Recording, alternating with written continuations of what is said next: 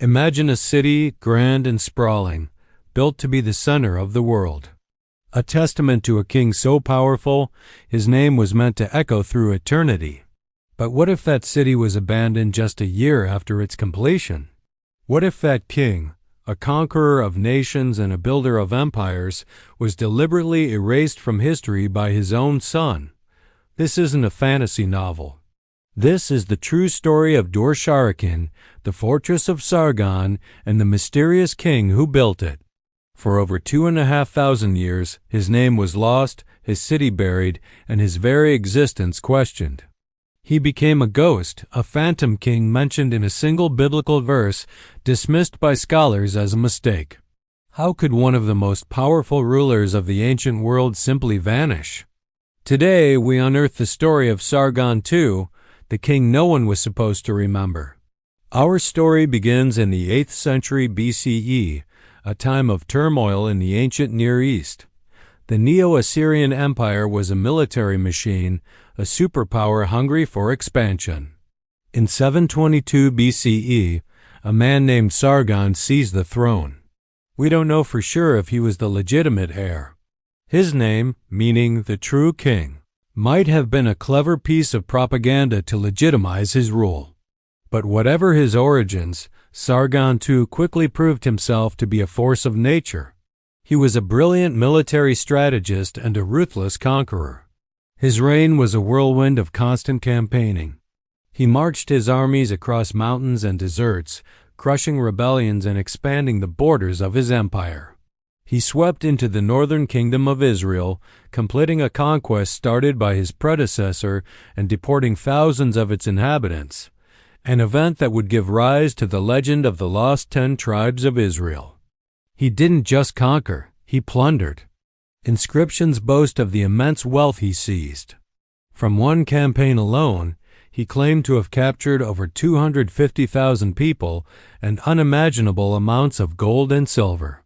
His greatest prize was the legendary city of Babylon. For centuries, Babylon had been a rival power, a constant thorn in Assyria's side. Sargon didn't just defeat them. He cleverly positioned himself not as a foreign conqueror, but as the rightful king of Babylon, performing the ancient rituals and earning the support of the city's powerful priesthood. At the height of his power, Sargon II controlled a vast empire stretching from modern-day Iran to the Mediterranean Sea. He was the undisputed king of the world, and he decided he needed a capital worthy of his glory. So he began the most ambitious building project of his time, a brand new city built from scratch called Dur-Sharrukin, the fortress of Sargon. This wasn't just a city, it was a statement. It was meticulously planned on a perfect square grid, surrounded by massive walls nearly 80 feet thick.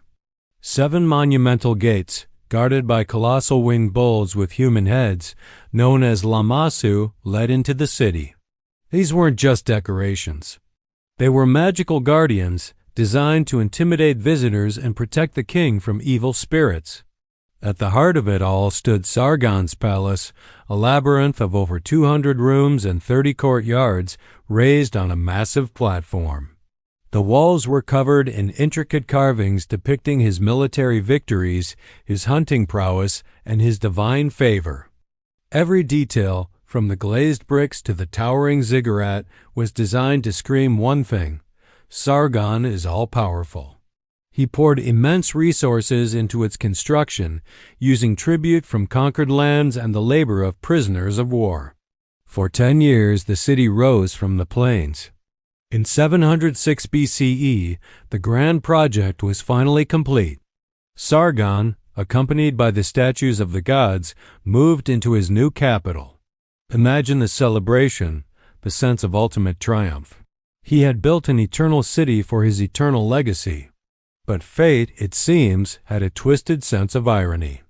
Just 1 year after moving into his magnificent new capital, in 705 BCE, Sargon II was on campaign again, this time in the remote mountains of Tabal in modern-day Turkey. And there, the unthinkable happened. The great king, the invincible conqueror, was killed in battle. This was more than just a military defeat. It was a theological crisis. According to Assyrian belief, a king who ruled justly and pleased the gods would die peacefully of old age in his palace and be given a proper burial. To die in battle, and worse, to have your body lost and unburied, was a sign of divine wrath. It meant the king had committed some terrible sin and was cursed to wander the underworld as a restless spirit. The empire was thrown into shock. The crown passed to his son and heir, Sennacherib. And it's here that our story takes its darkest turn. Sennacherib was faced with a monumental problem. How do you succeed a father who died in disgrace? A father who was seemingly cursed by the gods? His solution was as brutal as it was effective. He decided to erase him. Sennacherib made a shocking decision. He immediately abandoned the brand new glorious capital of Dur-Sharrukin. The city his father had spent a decade and a fortune building was left to the wind and the sand just a year after its grand opening. Sennacherib moved the capital back to the ancient city of Nineveh and began his own massive building projects, determined to outdo his father. But he didn't stop there. He began a systematic campaign of what we would today call damnatio memoria, the condemnation of memory. In his official royal inscriptions, the ones meant to record history for posterity, he almost never mentions his father, Sargon. When he has to refer to his lineage, he describes himself as the son of a predecessor or simply skips a generation and names his grandfather. It was a deliberate, calculated act of patricide on the historical record. The message was clear. My reign begins now. My father's cursed legacy ends here.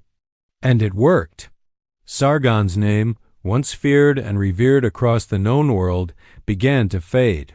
His abandoned city crumbled, its mud brick walls dissolving back into the earth. Within a few generations, Dur-Sharrukin was a ghost town, and Sargon II was a forgotten king.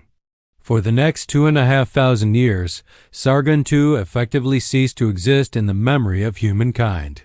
He survived in only one place, a single line in the Old Testament in the book of Isaiah, chapter 20, verse 1. It mentions a Sargon, king of Assyria. But as the centuries rolled on and the Assyrian Empire became the stuff of legend, even this mention was dismissed. By the 18th and early 19th centuries, many historians and biblical scholars believed the name Sargon was simply a scribal error, perhaps a different spelling for one of the other well-known Assyrian kings like Sennacherib or Shalmaneser. There was no archaeological evidence for a king named Sargon. No inscriptions, no palaces, no records outside of that one contested verse. He was a phantom, a footnote in a religious text that many considered to be historically unreliable. The king who built a city to ensure his name would last forever had become a myth, his existence denied by the very scholars dedicated to uncovering the past. The silence was absolute. Sargon too was gone. It was as if Sennacherib's ancient curse had finally worked, wiping his father clean from the slate of history. But history has a funny way of hiding its secrets, waiting for the right moment to reveal them. That moment arrived in the 1840s, a period of intense European rivalry and a burgeoning fascination with biblical archaeology. A French diplomat and amateur archaeologist named Paul-Émile Botta was stationed in Mosul, near the ruins of ancient Nineveh. Hearing tales from locals about strange carved stones being dug up from a nearby mound called Khorsabad, he decided to investigate.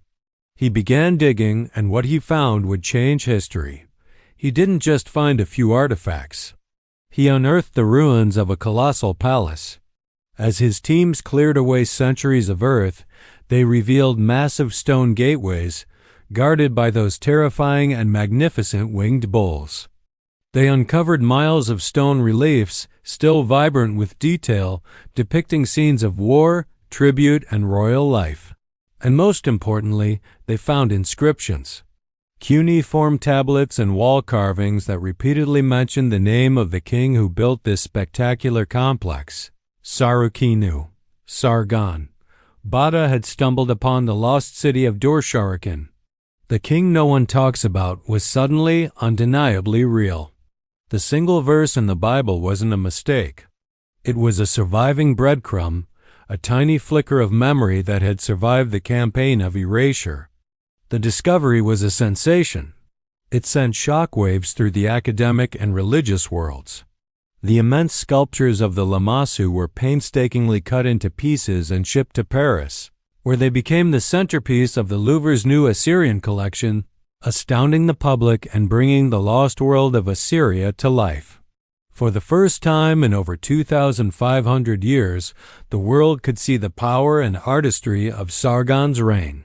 The son, Sennacherib, who tried so desperately to erase his father, had his own capital at Nineveh discovered shortly after.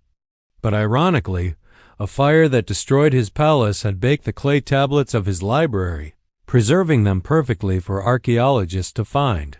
And in those records, the silence surrounding his father was deafening, providing its own kind of proof of the ancient betrayal.